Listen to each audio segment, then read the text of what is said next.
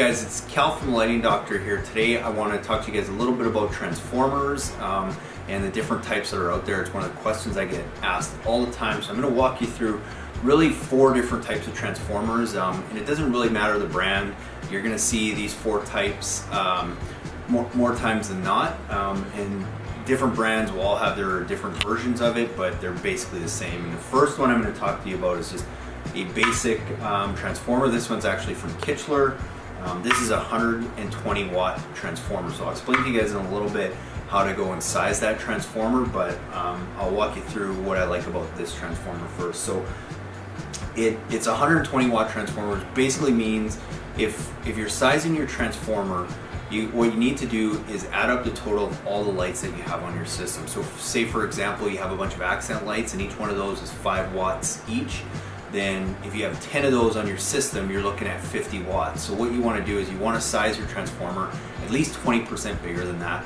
So if you have 50 watts, you want to do at least a 60 watt transformer or a little bit bigger. So this is a 120 watt transformer, so we can easily fit 15 to 20 some lights on this, depending on what kind of lights that we're using. So I like this one because it's very simple. It has a photocell on it, so all a photocell does is basically just reads the sunlight, and it's going to turn your lights on and off with daylight and with nighttime. So it's a great simple way to do that. The only thing you got to bear in mind anytime you're using a photocell is where you place that transformer, because if it's an area that's too shaded, then it's going to think it's nighttime all the time and your lights are never going to turn off. So that's the only thing you need to know about a photocell.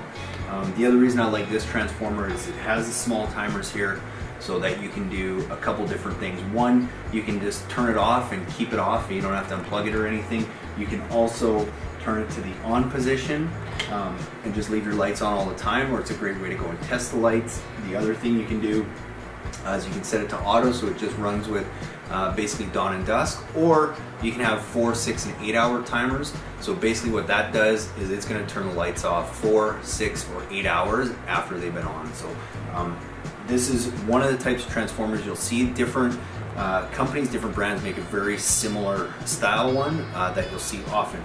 The only real drawback to this transformer is, one, it is a little bit smaller, so it's only 120 watts, so you're going to be limited to the number of lights that you can put on this. But I'm going to say if you're 16 lights or under, this is probably going to be a good affordable option for you. The other thing about it is that your taps on here that you put your wires into are only 12 volt taps.